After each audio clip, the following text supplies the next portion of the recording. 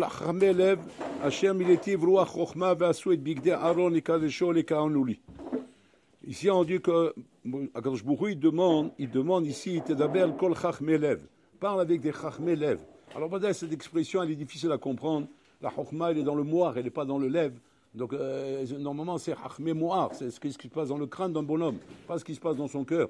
Le cœur c'est le siège des émotions, c'est pas le siège de la chokma. Donc ça veut dire quoi chachmei lev? C'est quoi cette expression nouvelle, ce concept nouveau qu'on n'a jamais entendu parler de lui? Chokmat lev, c'est comme si je dis chokmat reglaim. La chokma dans les pieds. Alors, cherche un chacham des orteils. Et tu vas me trouver comme ça qui va faire ce. Quel rapport? Mais il n'y a pas de chokma dans les orteils. Donc, mazé chachmelev.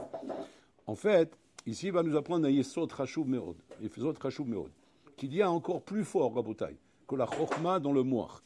Il y a les choses qu'un homme aime. Ava mekalkelet et tashura. Le sod dans toute chose dans la vie qui amène à la réussite, c'est combien tu aimes cette chose-là. C'est combien tu as aimé cette chose-là. C'est pas important si tu es capable, au niveau intellectuel, de comprendre, comment dire, les bases de cette chose-là. Les bases de cette chose-là peuvent t'échapper. Tu n'es pas forcément hyper compétent de savoir de quoi on parle, de quoi il s'agit. Tu n'as pas forcément la compétence. Mais par contre, la Torah nous dévoile que du moment où tu as l'amour de cette chose-là, même si tu n'as pas la compétence de cette chose-là, même si tu n'as pas forcément appris, on t'a pas expliqué comment ça marche, comment ça fonctionne, ça relève d'études, il faut faire des études pour ça. C'est pas des choses qu'un homme il naît déjà avec des capacités dans son cerveau. Tu n'es pas avec des savoirs sur les mathématiques, sur la physique, sur la chimie, sur l'architecture, sur la construction du Mishkan. Un homme il n'est pas avec ça dans sa tête. Seulement, il y a un sod que la Torah veut nous apprendre ici que quoi? Que quand un homme il aime quelque chose, alors sache une chose, que cet homme-là qui aime la chose sera beaucoup plus compétent que l'homme qui a appris la chose. Extraordinaire. C'est un sod atsoum. C'est-à-dire qu'on va te mettre en face de bonhomme. Un bonhomme, il a fait ses études, il sait parfaitement, il maîtrise parfaitement sa matière. Il maîtrise la matière, il a appris la chose. Il sait, tu peux l'examiner, tu veux lui faire un examen, il sait répondre à tout. Il a examiné la chose. Mais il n'aime pas vraiment la chose. Il n'aime pas. C'est pas son grand kiff. Mais par contre, il connaît. Il connaît, tu peux lui poser des questions comme tu veux. Et à côté de ça, tu vas prendre un autre bonhomme. Ce bonhomme-là, ouais, c'est un Ahmar Boriko dans ce domaine, il n'a rien appris. Il n'a pas fait d'études dans ce domaine roulé. Seulement, il aime la chose. Il est passionné par la chose. Il est passionné par ça. Dès qu'on lui parle de ça, il ne comprend rien. Mais tu vois ses yeux s'ouvrir, ses oreilles se mettre des oreilles d'éléphant comme ça en train d'écouter et en train de mettre les capteurs en marche pour essayer de comprendre chaque détail de ce que tu es en train de lui dire, comme un enfant qui regarde comme ça, qui regarde d'une manière étonnée parce qu'il ne comprend pas vraiment, mais il veut en prendre, il veut apprendre, il veut écouter ce qu'on dit. La Torah nous dévoile ici que Adam Sheshlo Chochmat Lev, un homme qui aime la chose, est la garantie que cet homme-là va réussir. C'est la garantie qu'il va réussir dans ce domaine. Extraordinaire. C'est-à-dire, c'est impressionnant à Botaï. C'est-à-dire que si tu veux arriver, Nachinami, à réussir Belimut Torah, il faut que tu aimes la Torah. Il faut que tu aimes la Torah.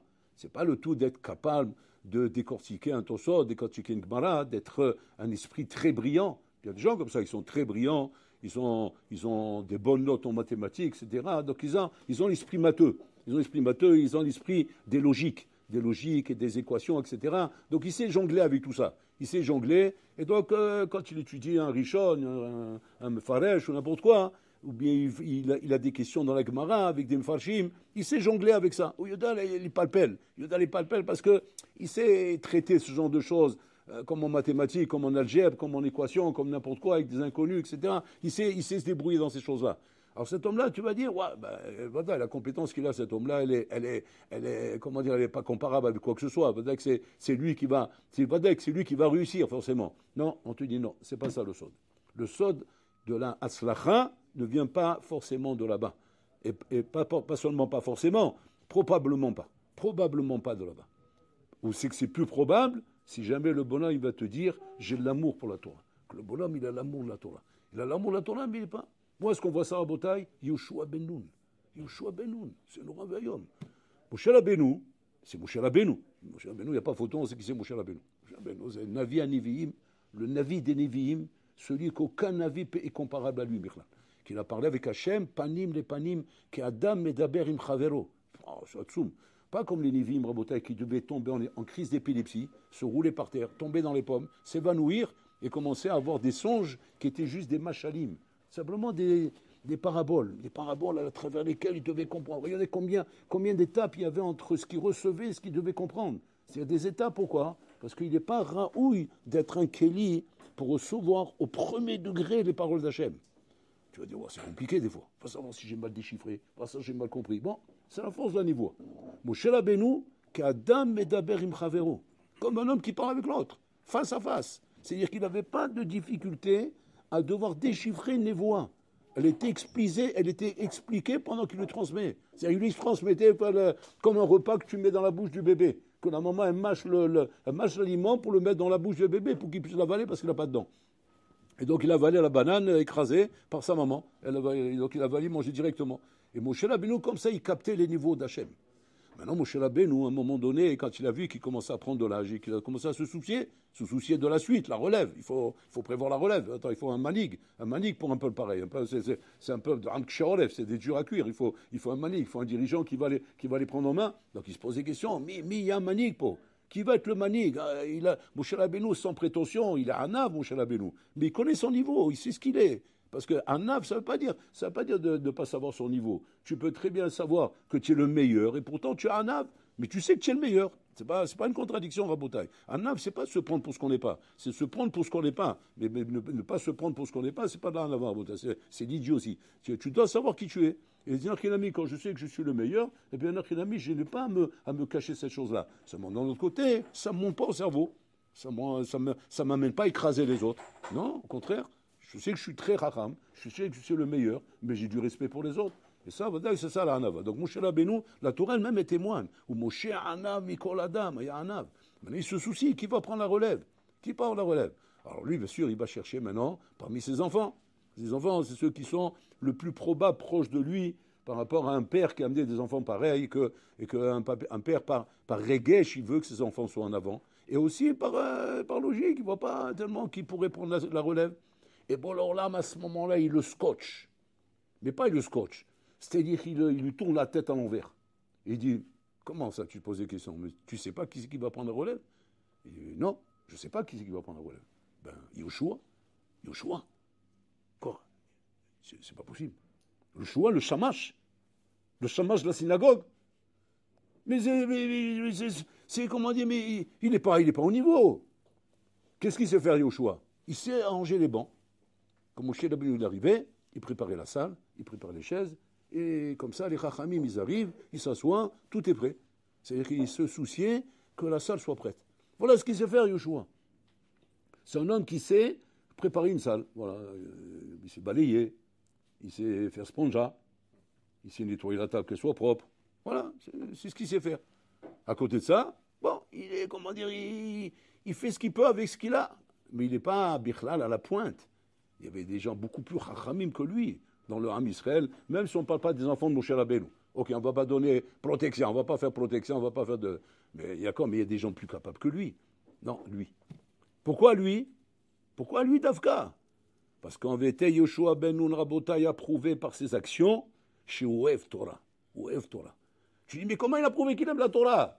Par quoi? Par des compétences? Parce qu'il sait être papel? Parce qu'il sait dire des chidushim? Pas du tout. Il était là-bas, il s'asseyait, il se taisait parce qu'il n'avait rien à dire. Il n'était même pas capable de pouvoir parler. Seulement, il a montré par ses actions l'amour qu'il avait pour la Torah. Combien il était prêt, Rabotai, à se rabaisser devant les chachamim et d'arranger les chaises, d'arranger les tables, etc. Qu'un homme, très souvent, il se dit, c'est le kavod, bichvili. Qu'un autre, il le fasse. On va trouver un chaouche, là, il va venir, on va lui donner une banane, il va le faire lui-même. Pourquoi c'est moi qui voudrais faire ça? Non, mais Avat Torah mekalkelet et ashura. Ava mekalkelet et ashura. Ma kavana Ava mekalkelet et ashura, elle casse le rang. La Ava casse le rang. C'est quoi le rang? Le rang. C'est le niveau. Le rang, c'est-à-dire que c'est un bonhomme, il a un rang. C'est quoi un rang? C'est-à-dire que je suis normalement digne de ça. Maintenant, Ava mekalkelet ashura, c'est-à-dire je n'ai pas de rang. C'est-à-dire tu peux m'indigner. Tu peux me monter dessus. Tu peux marcher sur ma tête. Tu peux faire ce que tu veux avec moi. Tellement que j'aime la chose, mon amour bichlal me fait abstraction complètement du rang que j'ai. Et je n'ai plus de considération envers moi-même. Je n'ai plus d'exigence. Je n'ai plus de kpédote. Je n'ai plus ça. Parce que j'aime tellement la chose que tu peux faire ce que tu veux de moi. C'est un peu comme un papa qui s'amuse avec son bébé. Son bébé, il vient, qu'est-ce qu'il fait? Il lui arrache les lunettes. Il lui tire le clan ça. Attends, le bonhomme, c'est un poids lourd boxe. C'est Michael Tyson. Je sais pas comment il s'appelle. Mike Tyson. Il y a des nouveaux noms, mais moi, j'ai des anciens. Moi. Tu rigoles, quoi. Tu montes sur le ring avec Mike Tyson, Habibé. Même s'il te loupe dans le coup de poing qu'il t'a donné, rien que le courant d'air, il te met KO. Rien que le courant d'air, il t'a mis KO. Rien que le vent qu'il a déplacé. Alors, s'il te touche, Alek, c'est pas il te met KO, tu disparais. Disparu. Où il est passé? Où il est passé? Mais il faut qu'on sache qu'est-ce qu'on fait là maintenant. Le combat, il continue ou pas? Où il est passé? Il est disparu. Il est dans la salle? Non, même pas dans la salle. Disparu. Il a envoyé en orbite sur Saturne. Sûrement, c'est Mike Tyson. Maintenant, imagine-toi, le papa, c'est Mike Tyson. Il a son petit bébé dans les bras. Et son petit bébé, ouais, c'est un futur boxeur aussi, il lui met une patate au père. Boum! Il a fait mal au nez. Ouais. Imagine-toi, le melon, il lui fait un truc comme ça. Ouais. Qu'est-ce qu'il lui fait? Mais il le transforme en mitz limon, en mitz, comment ça s'appelle, le melon? Je sais pas, le méchalet. Il les transforme en jus de melon, tu comprends? Maintenant, lui, c'est son bébé. Le bébé, il lui met des tartes, il lui met des trucs, il lui pince le nez, il lui tire l'oreille. Le papa, il rigole. Mazé Nikra, Ava mekalkelet et Ashura. La Ava casse la Shura. J'ai pas de Shura, je l'aime, c'est mon bébé, il fait ce qu'il veut de moi. Il fait ce qu'il veut de moi, je suis assez remercié. Je suis assez remercié parce que je l'aime tellement qu'il peut faire ce qu'il veut. Ça, c'est Ava mekalkelet et Ashura. Yoshua Benoun Rabotai, Aya begeder shel Ahavat Torah. Il aimait la Torah tellement que Hachem il a dit c'est lui la suite. C'est lui la suite. Donc ça veut dire que le sod Rabotai, qui doit être le souci principal qu'on doit avoir à Rabotai, lorsqu'on veut s'attacher à la Torah, s'attacher aux mitzvot, c'est mamage de chercher quels doivent être, Rabotai, les conseils auxquels je dois m'attacher pour arriver à l'amour de cette chose-là. Et pas simplement les conseils pour arriver à la maîtrise technique des choses, de savoir bien manipuler, de savoir bien faire les choses. Ok, c'est bien, c'est important, Nachon, mais c'est pas avec ça que tu vas décoller. C'est pas avec ça que tu vas décoller. Tu peux être très habile, très adroit, comment manipuler les Rishonim, les Haronim, tout ce que tu veux, mais c'est pas avec ça que tu vas décoller. Ce qui va te faire décoller, c'est l'amour que tu as pour la Torah. Extraordinaire à Botaï. L'amour que tu as pour la Torah, elle n'a rien à voir à Botaï avec la technique dans le texte, elle n'a rien à voir avec la technique dans la manière de décortiquer. Elle a à voir dans la manière comment tu mets ton cœur pour cette chose-là. Et quand l'homme il a compris effectivement qu'en mettant son cœur dans la chose, parce qu'il s'investit pour la chose, et comme c'est marqué à Rabotai, que les Chaora, quel est le sod? Quel est le sod pour aimer une chose? Comment je vais aimer cette chose-là? Alors, pour aimer normalement, il faut goûter. Et quand on goûte, on aime. On aime ou on n'aime pas. Alors maintenant, a priori, c'est une fatalité. C'est pas quelque chose que je peux travailler, moi. On aime ou on n'aime pas. Moi, je mets une gonzesse, je la vois, je l'aime, elle est belle, et moi, je l'aime pas. C'est tout, voilà, c'est comme ça. Maintenant, je vais dire quoi? Maintenant, il faut l'aimer. Elle a des bonnes midotes. C'est ta kala. Laisse-moi tranquille, moi, kala. Tu as vu à quoi elle ressemble? Je m'en dis un porte-manteau. Moi, je veux pas ça. Moi, je veux qu'elle soit jolie, je veux qu'elle me plaise. Et quand elle me plaît, alors je l'aime. Quand elle me plaît, je l'aime pas. Donc, c'est l'amour, c'est un regesh, c'est un sentiment qu'un homme il a. Comment je vais arriver à aimer la Torah? Quoi, je la regarde comme ça et je tombe amoureux d'elle? C'est une femme, oui, je la regarde, je peux tomber amoureux d'elle. Mais là, je la regarde, comment je tombe amoureux de la Torah? Alors, il dit le chinour. À sévère, à chinour, masbir lanu et sod. Il nous dit le sod, comment on arrive à tomber amoureux de la Torah. Et comment on arrive à tomber amoureux de toute chose. Mais il donne le vrai sod. Le vrai sod. Pas l'amour d'égoïme qui t'apprend là-bas, j'aime ça. Mais il croit qu'il aime, il aime les pauvres. C'est lui qui l'aime. Il aime sa personne, il n'aime pas la chose. C'est la chose, il n'a rien à faire de la chose. Le vrai amour dont on parle. Il dit là-bas, Acharei hapeulot nimshachim alevavot. Acharei hapeulot nimshachim alevavot. Extraordinaire. C'est-à-dire que, qu'est-ce qui va être mon cher ton lève? Et le lève, c'est quoi? C'est le siège des sentiments, des émotions. C'est là-bas que se travaille l'amour. C'est dans le lève, c'est pas dans le moire. Il dit là-bas, Acharei hapeulot nimshachim alevavot. C'est-à-dire, fais des péoulot, qui sont des péoulot d'amour envers la Torah, et tu verras comment il m'a cher à l'évav shelcha. tu vois comment ton cœur il va s'emballer. Vous allez dire, où on a vu ça, une preuve de ça? Yoshua ben Nun. C'est lui la preuve. C'est quoi les péolotes qu'il faisait? Mais ça der Safsalim, mais ça derzé. Et pendant qu'il a rangé, qu'est-ce qu'il dit? Zachiti, Zachiti, Zachiti lachin et takissé la Torah, Zachiti lachin ta shulchan, Zachiti, je suis méritant de faire ça, je suis méritant de faire ça, je suis méritant. Lui-même, il se motivait lui-même, il s'auto-motivait lui-même, en se disant Zachiti, Zachiti. Tu vas dire, maintenant, il est Maboul, qu'est-ce qu'il est en train de faire celui-là? En disant comme ça, quoi, ça va créer un amour. C'est quoi ce truc-là, Rabotai?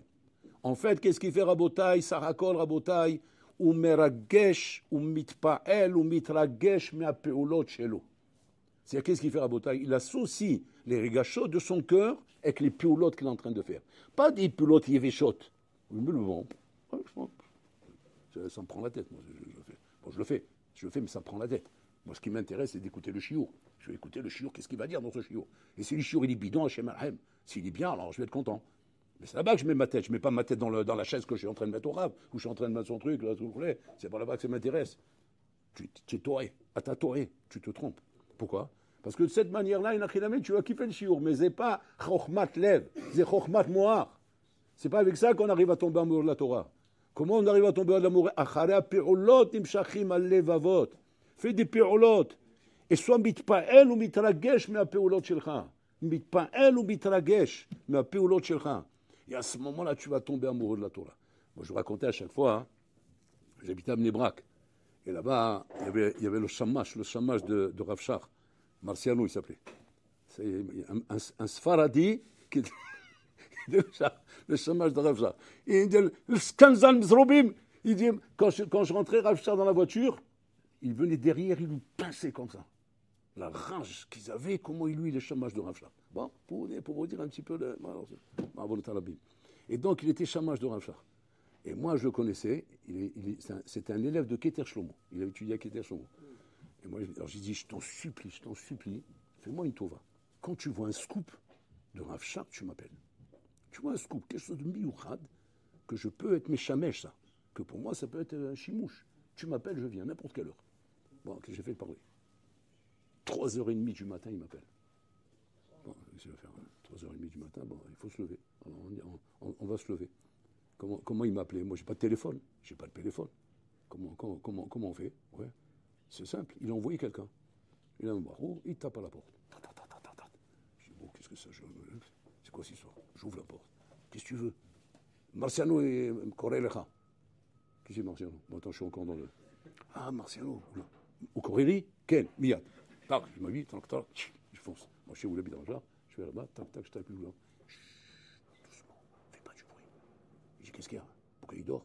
Pourquoi tu m'appelles alors? Non, il dort pas, tu vois. Alors, il me fait entrer. Il me fait entrer dans la pièce de Rav Shach. Et tu vois Rav Shach en train de danser un slow avec sa Gemara. Avec sa Gemara. Il danse un slow avec sa Gemara. Serré dans ses bras, en train de dire, je t'aime. Comme tu me zoroba, tu fais une zoroba? Ouais. Comme il faisait avec sa Gemara. Maintenant, tu vas dire, mais qu'est-ce qui arrive? Qu'est-ce qu'il est en train de faire, la Rav Shach? Moi, je le vois en train d'étudier, en train de faire du pilpoul, c'est ça que je veux voir. Non, tu n'as rien compris, Habibi. Le voir faire du pilpoul, va à Pognovic, là-bas, tu vas le faire du pilpoul. C'est là-bas que ça se passe. Mais là, tu le vois maintenant, hein, comment Piulot Nimshachim Alevavot. Tu vois comment il arrive à créer chez lui de l'amour pour la Torah. Et cet amour pour la Torah, c'est ça qu'il a rendu Rav Shach. Il n'est pas venu Rav Shach comme ça, Rabotai. Ah, il a tout ce que tu veux, il a une bonne tête, tout ce que tu veux. Mais tomber amoureux de la Torah, Rabotai, il faut la draguer, la Torah. Comme une femme. Tu la prends dans tes bras, tu l'embrasses, tu la chéris, tu la flattes, tu lui dis combien elle est belle. Kamayafa hâte, combien tu es belle, que des beaux yeux que tu as, que des belles oreilles, quel beau nez que tu as. Bon, c'est pas ça. C'est des exemples que je donne. Des exemples pour que vous soyez arrivés à un moment machin. Tu vas me dire, quoi? C'est quoi? Comme ça on tombe amoureux de la Torah? Bevadaï, parce que le Ben Adam il est comme ça, Rabotai. Adam mitpa'el me'aregashot shelo. Un homme, il doit être mitpa'el ou mitragesh. Mitpa'el ou mitragesh. Comme ça, il écrit Rabbeinu Yonah. Mitpa'el ou mitragesh. C'est-à-dire, mitpa'el, c'est-à-dire, il s'épate. Ou mitragesh, il s'émotionne dans ses paroles par rapport à la chose. Et alors, qu'est-ce qui se passe? Ton cœur, à la makom, il tombe amoureux de la chose. Parce que le cœur, il réagit à quoi? À Chalea Peulot. אחרי הפעולות נמשך. זה עצום, ce יסוד qui nous donne le חינוך. יסוד עצום. C'est un יסוד, il vaut des millions ce יסוד. Il t'explique comment ça marche. Comment ça marche et que tant que tu ne feras pas ça, tu passeras à côté de tes pompes. Tu seras à côté. C'est quoi tu seras à côté? Ça va, tu vas comprendre, tu seras intelligent, tu seras capable de décortiquer, tu vas être capable de faire de bien comprendre le Iyun de la Gemara. À Kol tout via fait. Mais tomber amoureux, Habibi, c'est une autre histoire. Tomber amoureux, c'est une autre histoire à Botaï. Tomber amoureux, c'est du lève, c'est pas du moach à Botaï. Ça relève du cœur. Et le cœur, qu'est-ce qu'il faut? Il faut des maasim, Rabotaï. Il faut des maasim, il faut des actes. Il faut danser le slow avec sa Gemara. Danser avec sa Gemara, la serrer dans tes bras et danser avec elle. Et l'embrasser comme une femme. Tellement que tu es amoureux d'elle quand tu comprends un pshat. Pas stam, tu comprends un pshat et Hazak Obaro. Allez, on passe à autre chose. Mais exprime ton amour. Fais quelque chose avec la Gemara. Prends-la dans tes bras. Embrasse-la. Regarde-la. Dis-lui des mots d'amour. Écris-lui des petits mots, des trucs comme ça. Tu lui comme ça. Comme tu ferais à Mavdil, Elef Avdalot, Ben Tamel, les Kadosh, Mishmor. Comme tu ferais avec Mzolobar là-bas dans ton quartier. Oui, tu sais faire ça, Naron. Puis là, tu sais. Là, tu sais plus. Là, plutôt, tu deviens Hamar. Tu hein? Fais le mongol. Là-bas, tu as un nas, tu as un tueur à gage. Ici, tu arrives. Tu sais même plus comment ça se fait. Mais c'est pas chaud, c'est la même chose, Rabotaï. Parce que le cœur, c'est le même. Ton cœur, Kalaï, c'est le même. Seulement là-bas, c'est dans la Touma, là, c'est dans la Gdoucha. Mais c'est le même cœur. Il fonctionne de la même manière, le cœur. C'est là un naga khere, c'est pas un autre monde, c'est pas une autre anaga, c'est pas un autre truc. C'est la même anaga, c'est le même cœur. Le même cœur qu'Hachim t'a donné, que malheureusement le Satan il te l'a pris et tu l'as mis ailleurs comme Ahmar, oui. Ouais. Au lieu de le mettre là-bas, il faut le mettre ici pour la Torah. Si tu t'avais donné ce cœur pour la Torah, il ne t'a pas donné pour draguer les gonzesses. Il te l'a donné pour la Torah.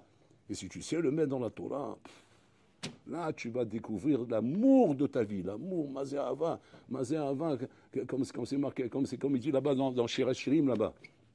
Boz Yavozulo. C'est-à-dire, honteux, Bichlal, de comparer cet amour avec un autre amour, Bichlal. Boz Yavozulo. Mais Avash Yavti ta Torah, de l'amour que j'ai pour la Torah, et combien le bonhomme, Rabotaï, quand il aime la Torah, il est comme un fou. On dit que Rabbi Hanan, il avait sa Havruta, c'était Resh Lakish. Il avait sa Havruta, Resh Lakish. Et quand Resh Lakish, il est mort, Rabbi Hanan, il est devenu fou. Rabbi Hanan, il faut savoir, c'est le Gadolador. Imagine-toi le Gadolador en train de courir dans les rues, il est en train d'appeler Lakish, Lakish, tu le vois. C'est un gars qui va en train d'étudier, puis tu entends un boule dans la rue en train de crier ici, il passe à côté de l'Yeshiva, Lakish, Lakish. C'est encore ce fou là, ils l'ont pas enfermé encore. Mais qu'est-ce qu'ils s'attendent de l'enfermer? Mais jusqu'à quand on va le laisser tourner? Et là on va te dire, quoi? Jusqu'à quand on va le laisser tourner? Pourquoi on ne l'enferme pas? Tu sais de qui on parle? Je sais pas, c'est pas un fou. Jamais de la vie. C'est Rabbi Yochanan. Rabbi Yochanan, celui qui a écrit le Shalmi, le Gadolador, c'est lui qui fait comme ça. Oui, vas-y, remets-toi à la fenêtre sur l'autre. Il dit, là, ok. Et là-bas, qu'est-ce qu'ils ont fait? Ils ont voulu lui mettre des havrutot. Ils lui ont mis des havrutot. Il devenait fou. Pourquoi? Parce que les havrutot qu'il lui mettait, qu'est-ce qu'il faisait? Il lui amenait 20 preuves qu'il avait raison. Il dit, ben c'est bien, au moins, on te donne raison. Il dit, moi, je veux pas ça, je veux Resh Lakish. Pourquoi? Parce que Resh Lakish, il me cassait la tête. Il m'a ramené 40 arguments que j'ai tort. Et donc, qu'est-ce qui se passe grâce à ça? La Torah devenait merouvahat. La Torah devenait riche. Des couchottes qui me posaient. Et je devenais fou. Alors qu'est-ce qui s'est passé? Ils sont arrivés à la fin, comme c'est dit Tosot, que les Chachamim, ils ont prié pour qu'il meure. Ils demandent la Balim Farshim. Depuis quand on prie pour son rave qui meurt? Ton rave, maintenant, il est en train de devenir fou. Quel bel, il a pété un câble. Qu'est-ce qu'il faut prier, devinez? Il va réfouacher les mains, qu'il se guérisse. Pourquoi il prie qu'il meurt? Il voit un qui meurt. C'est quand c'est un ennemi, on dit ça. Mais quand c'est le rave, on ne dit pas qu'il meurt, Barmenan. Qu'est-ce qu'on dit? Qu'il se guérisse. Demain, tu vas voir, Barmenan, c'est dangereux cette histoire. Oh. Demain, vous allez voir un des rabbanim, il est un peu comme ça, il tourne un peu, il commence à devenir un peu gâteux. Qui meurt? Bon, la boîte, moi, je ne vais pas vous fréquenter. Barmenan, c'est dangereux, ça. Prie pour qu'il ait réfouaché les mains, c'est quoi cette histoire? Pourquoi tu ne pries pas qu'il ait réfouaché les mains? Tosot là-bas, il dit que les Chachamim savaient que même si on prie qu'il ait réfouaché les mains, il retombera malade. C'est impossible qu'il se guérisse de ça. Pourquoi? Parce que là, c'est une maladie inguérissable. C'est la maladie de l'amour, on appelle ça. La maladie de l'amour, c'est connu dans les histoires des tamés. Ouais. Parce que c'est les mêmes histoires, il n'y a pas de Yevdel. C'est les mêmes histoires, seulement c'est dans la Touma. Que des bonhommes, il y a des bons, ils peuvent tomber malades d'amour. il peut tomber malade d'amour, il peut mourir d'amour, Rabotai. Mourir de l'amour. Tellement qu'il est amoureux, il est mort. Il est mort de ça. C'est possible? Ouais. Parce que ça touche le cœur. Et le cœur, pim, il pète. Pourquoi il pète? Parce qu'il est trop amoureux, il n'a pas pu supporter. Boum, il a disjoncté, Rabotai. Donc la Biohanan, il tenait, parce qu'il est devenu fou de Rish Lakish. Et donc il n'a pas pu supporter, Rabotai. Rabbi Yochanan, Rabotai, il se promenait avec un os qu'il avait dans la poche. Pachot mise'ora, pour ne pas qu'il y ait un problème de Mikabel Touma. C'était quoi? C'était l'os de ce dernier enfant. Il avait 10 garçons, ils sont tous morts. Il a perdu tous ses enfants. Il avait l'os du dernier, avec lequel il allait consoler les endeuillés. Bon, chez l'Olam, ça veut dire que c'est un homme fort. Il était capable de consoler les endeuillés avec un os. Mais regarde la force qu'il avait, cet homme-là. C'est-à-dire, c'est pas un homme sensible. C'est-à-dire, c'est un homme sensible, il peut faire ça. Mais tu rigoles ou quoi? Il perd un enfant, ça y est, il finit la Kfar Shaoul au 4e étage. Tu peux pas sortir ça. Maintenant, si tu vas, il a perdu 10 enfants. Et pas seulement il ne s'est pas découragé, seulement il ne s'est pas brisé, mais il a récupéré l'os pour faire consoler les endeuillés. Tu dis, waouh, ça veut dire que c'est un iceberg. C'est un iceberg. C'est-à-dire c'est un bloc de glace. Il n'y a aucun sentiment là-dedans. Mais dès qu'il a perdu sa Havruta Rabota, il a pété un câble. Les enfants, il n'a pas pété de câble, mais pour sa Havruta, il a pété un câble, Rabota. Pourquoi? Parce que Rabota, il était amoureux de sa Torah. Amoureux de sa Torah, Rabota. Il fallait qu'il aimait ses enfants. Mais l'amour de la Torah, il a fait tout disparaître autour de lui. Il n'y avait plus de place pour autre chose, tellement qu'il était amoureux de la Torah, Rabota. Et donc, on voit de là que l'amour de la Torah se pratique comment? Comment, Rabota, Achala Peulot, par des Peulot. Embrasse ta Gemara, danse avec ta Gemara, dis-lui des mots d'amour à ta Gemara, avec tes livres, avec tes nianim. Fais des gestes, fais des actes, fais de la hitpa'alout et de la hitrakshut. Ne reste pas froid. Sinon, jamais tu vas connaître dans ta vie ce qu'il dit David Ameller, Ta'amour ou Kitov Hashem. Goûtez, vous allez voir. De quoi il parlait David Ameller? Alors nous, on croyait, pshat. Kamash malan. Ça t'a fait quelque chose? Bon, ça va. C'est tout, pas plus que ça. Alors, tu n'as pas goûté? Lui, il dit Ta'amour. De quoi il parlait, Rabota? Il parlait de Ta'amour, Chara Peulot, Nimshachim Alevavot. C'est ça qu'il parlait David Ameller. Il parlait de Peulot qui t'amène à te moucher et ta lèvre et l'itragesh, mais à Torah Vidosha.